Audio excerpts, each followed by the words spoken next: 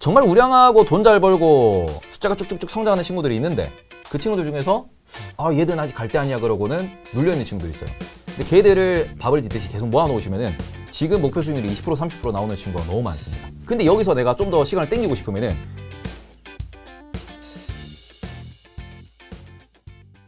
자, 여러분 반갑습니다. 오늘은 또 초대석 시간인데요. 오늘 특별히 유튜브와 아프리카 TV에서 경제 방송을 진행하고 계시는 테이버님 모시고 방송 진행하겠습니다. 반갑습니다. 네, 안녕하세요. 저희는 또 처음인데 네. 간단하게 시청자분들 위해서 자기소개 부탁드리겠습니다. 그냥 원래 개인적으로 투자를 하던 사람이었는데 네. 그러다가 이게 제 컨텐츠가 됐고 요것도 해보면 어떻겠냐 저것도 해보면 어떻겠냐 이러셔가지고 아침에는 글도 쓰고 또 라이브 시황 방송도 하고 밤에는 한 대여섯 시간 정도 라이브 방송도 진행하면서 그러니까 월화수목금 계속 투자만 하고 또 국장과 미장을 다 투자하고 있는 실전 투자자이고 그러다 보니까 요새 막 여기저기 얼굴을 비추고는 있는데 항상 머릿속에 주식밖에 생각이 없는 주식만 하는 테이버입니다. 그러면 지금 현재 국장이랑 미장이랑 비중이 얼마나 되세요? 전 최대한 5대5를 맞추려고 노력을 하고 있고 그런 상황에서 최근에는 미장이 조금 수익이 더 좋다 보니까 그러면 좀 올라가면은 그죠. 지금은 또 환율이 떨어지니까 빠르게 또 환전하고 있는 중이고 이렇게 해서 비율은 보통 5대5를 중심으로 왔다 갔다 합니다. 되게 스윙 위주로 하시는 거예요, 그러면? 국장에서는 스윙 투자를 많이 하고 네. 미장에서는 그죠. 글로벌 1등을 이제 무조건 사서 오를 때까지 버티는 전략. 네, 그래서 지금은 제가 방송에서 자주 말씀드리는 게 뭐 디즈니 같은 경우 아니면은 최근에는 제가 넷플릭스는 익절을 다 했고 애플도 작년 이제 8월 달 이후로는 안 들어가고 있는 상황이어가지고 최근에는 핵심으로 들고 가는 게 이제 에어비앤비 이런 뭐 TSMC 이런 종목들을 좀 들고 있다. 그래서 미장은 주로 장투 혹은 좀 높은 수익률을 바라는 장기 관점으로 접근을 하고 국장은 스윙이죠. 7% 먹고 10% 먹고 그렇게 투자를 좀 하고 있습니다. 그러면 오늘 국장과 미장 살짝씩 얘기를 좀 해보면 좋을 것 같은데 네. 일단 첫 번째 국장 얘기 좀 먼저 해볼게요. 네. 사실 요즘 올해 들어서 네. 특히나 더 시장 전망에 대한 견해가 많이 갈리는 것 같습니다. 네네네. 그래서 경기 침체 국면으로 빠지고 있는지라 많은 분들이 이제는 그래도 바닥이다. 네. 이제는 그래도 하방보다는 상방을 보면서 투자를 적극적으로 해도 되는 시기다. 네. 라는 식으로도 얘기하시고 또 몇몇 분들은 경기 침체 국면이기 때문에 또 한 번의 폭락이 나올 수 있으니 네. 조심하자. 네. 라는 식으로 얘기하시는데 네. 테이버님이 보시는 방향성에 대한 올해의 전망 어떻게 보시나요? 저는 일단 최악은 지났다라는 이야기를 많이 드리고 있고 최악 같은 경우에는 작년 9월이죠. 22년도 9월 바닥이 최악이었던 이유는 그때는 사람들이 패닉에도 좀 많이 쌓여 있었고 그리고는 그 상황에서 채권도 계속 원웨이 하방이었고 주식도 원웨이 하방이었고 그리고는 우리가 이제 파이낸셜 컨디션 지수라고 있어요. 네네. 그 지수를 여러 군데서 이제 좀 집계를 하는데 그 당시에는 말 그대로 아주 위험한 상황까지 좀 몰려갔었습니다. 실제로 영국 채권 시장이 부도가 난다는 얘기도 나왔었고 국내에서도 레고랜드라든지 뭐 PF 사태 이런 게 나왔었기 때문에 그때까지는 패닉이었어요. 정말 어딘가 터지면서 폭락이 올 수도 있다. 연준의 이런 금리 정책 자체가 시장의 리스크를 키우고 있다. 라면서 쭉 매도가 나왔었는데 그 이후로 이제 지수도 반등을 하고 이제 채권 시장도 반등을 했지만 가장 중요한 거는 파이낸셜 컨디션, 그러니까 시장 금리가 떨어지고 있어요. 그렇죠. 그런 부분에서 최악은 지났다라고 말씀을 드리는 부분인데 그럼 우리가 이제 앞으로 목도할 게 뭐가 되냐 그러면은 고금리입니다. 금리를 떨어뜨리지 않을 거라고 얘기해요. 네네. 그러면 금리가 떨어지지 않는다라고 했을 때 가장 중요한 거는 그러면 그 상황에서 어떤 기업이 살아남고 어떤 기업이 죽을 것이냐입니다. 저금리에서는 돈의 값이 싸기 때문에 말 그대로 그냥 대출을 일으키든 투자를 유치하든 해가지고 저 죽을 것 같습니다. 근데 우리 사업 아이템이 이렇게 좋아요. 했을 때는 누구나 돈을 찔러주죠. 그렇죠. 근데 문제는 이제는 그 돈을 찔러줄 수 있는 사람이 현금이 많으면은 뭐 충분히 투자를 할 수 있겠지만 그 사람들도 투자금 유치를 하고 대출을 내 가지고 요걸로 투자를 이제 넣어줘야 되다 보니까 그 관점에서 돈의 비용이 비싸질 수밖에 없고요. 그러면은 죽는 기업들이 이제 실제로 나올 겁니다. 그러면 죽는 기업들 중심으로는 주가가 조금 안 좋을 거고 그리고 그런 상황에서 실업자가 늘어날 거고 그러니까 대체적으로 실적이 일정 부분 하락을 할 것이다.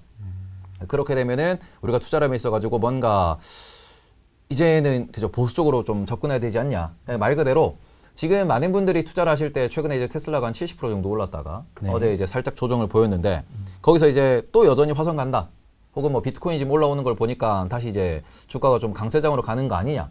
라는 말씀을 하시지만 저는 박스권이다. 어쩔 수 없이 투자가 지금 같은 고금리 상황에서는 주가가 오르는 거를 반가워할 사람들이 없어요. 그건 저는 항상 말씀드리는 게 내가 주식을 샀을 때는 항상 올라가는 것만 생각을 하는데 그 관점에서 내가 반대로 공매도를 치는 입장이 되어보자. 혹은 내가 반대로 연준 의장이 되어보자. 그러니까 연준 의장 입장에서 공매도를 치는 입장에서 이 기업이 비싸냐. 혹은 지금 내가 여기서 좋은 얘기를 했을 때 정말로 시장이 올라가는 게 나한테 반가운 소식이냐. 이걸 역으로 좀 생각을 해보면은 지금 연준도 그죠?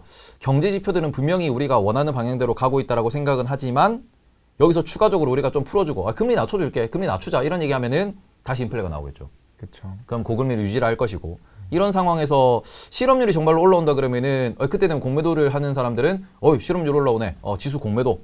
저 기업들 실적 안 나오네. 애플 공매도. 이렇게 접근을 할 거기 때문에 그러면은 말 그대로 대형주나 말 그대로 많은 사람들이 이렇게 꾸준하게 쓰는 친구들은 안 좋을 거예요. 그 의미에서 테크 기업이 안 좋을 거다 얘기를 하는 거고 그러다 보니까 뭐 가전이 안 좋을 거다. 자동차가 어려울 거다. 이런 얘기를 하는 거고 그러면은 지금 같은 경우에는 지수는 못 갑니다. 저는 저번 주 지지난주였죠. 제가 머니투데이 방송에서 상저하고를 보시냐 네네. 상저하고를 보시냐 이러실 때 제가 당당하게 저는 상저하저 봅니다. 상저하죠. 네, 이게 고라는 기준을 보실 때 대세 상승 혹은 차트상으로 반등을 놓고 이렇게 올라간다고 보셔야 되는데 그 관점에서 지금 코스피가 그죠 지난주 좋다가 어제 좀 떨어졌어요. 네. 근데 계속 말씀드리는 게 200주선을 뚫기가 매우 어려울 거다.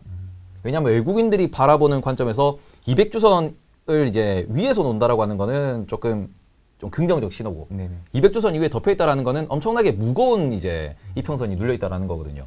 그 관점에서 그 부분을 뚫기가 매우 어려울 것이다.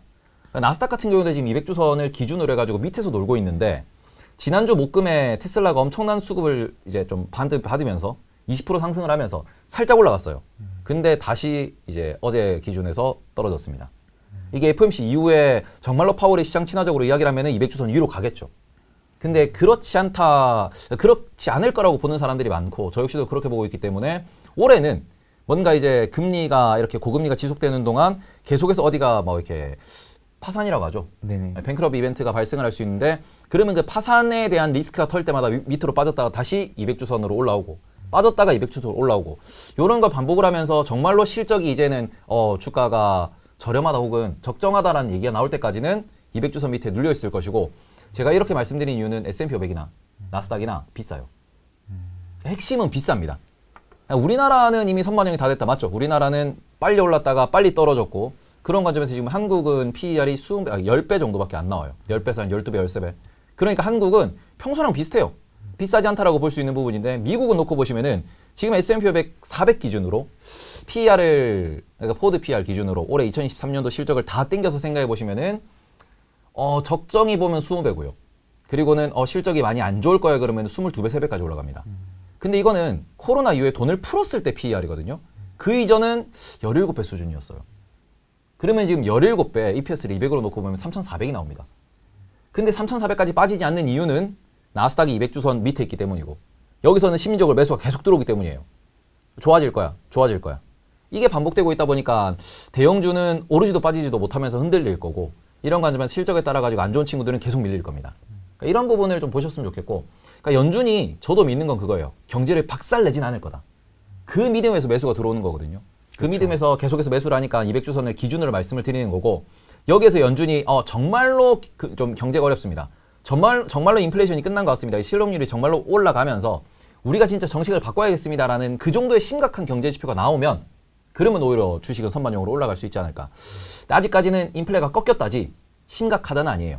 경제 지표가 너무 좋아요. 이제 그 부분에서 계속해서 이제 200주선을 기준으로 조금 트레이드를 보셨으면 좋겠다. 만약에 이게 연준이 피봇을 한다든지 말 그대로 시장이 정말 뒤집어진다라고 하면은 이제 200주선 위에서 스윙. 그러다가 진짜로 이제 경제가 좋다, 인플레가 다 잡혔다, 금리가 떨어진다. 금리도 급격하게 떨어뜨릴 수가 없는 게 그러면 인플레가 다시 올라올 거기 때문에 3년, 4년에 걸쳐서 천천히 떨어뜨릴 거기 때문에 천천히 이렇게 올라가는 모습. 그러니까 이 부분에서 최악은 지났으니까 투자는 분명히 하셔야 되고 이제는 돈 벌기 좋은 시기가 왔지만 지금은 프로들이 돈 버는 시장입니다. 그러니까 말 그대로 내가 샀다가 언제 팔아야 될지 모르고 올라갔는데 따라 샀다가 물리고 잃어버리면은 그냥 뭐 본전이 돼버리는. 그렇기 때문에 지금은 공부를 할수록 돈을 벌 수 있는 좋은 시기다. 확실히 대형주는 200주선을 기준으로 좀 우리가 살펴보면 좋겠네요. 네네네. 그래서 만약에 실적이 좋게 나왔는데 그 대형주 중에 200주선 아래로 떨어진 종목들이 있으면 네. 단기 관점에서 스윙으로 네. 공략해볼 수도 있겠네요. 그렇죠. 지금은 장기 차트를 그러니까 저는 일본 기준에서 단기 차트 말 그대로 작년 10월부터 바닥에서 찍고 올라오는 이 차트를 한번 보시고 네. 그리고 이거를 코로나 이전 5년 차트를 놓고 보셔가지고 그때 올라오던 추세 혹은 그때 이제 흐르던 추세와 지금의 추세를 놓고 비교를 하셔야 된다. 작년 2년은 지우시고 나머지 차트를 이어서 생각을 해보시면은 대충 좀 감이 잡히지 않을까. 그렇게 생각을 합니다. 근데 그 관점에서 정말 우량하고 돈 잘 벌고 이제 숫자가 쭉쭉쭉 성장하는 친구들이 있는데 그 친구들 중에서 아 얘들은 아직 갈 때 아니야 그러고는 눌려있는 친구들이 있어요. 근데 걔들을 이제 우리가 밥을 짓듯이 계속 모아놓으시면은 지금 목표 수익률이 20% 30% 나오는 친구가 너무 많습니다.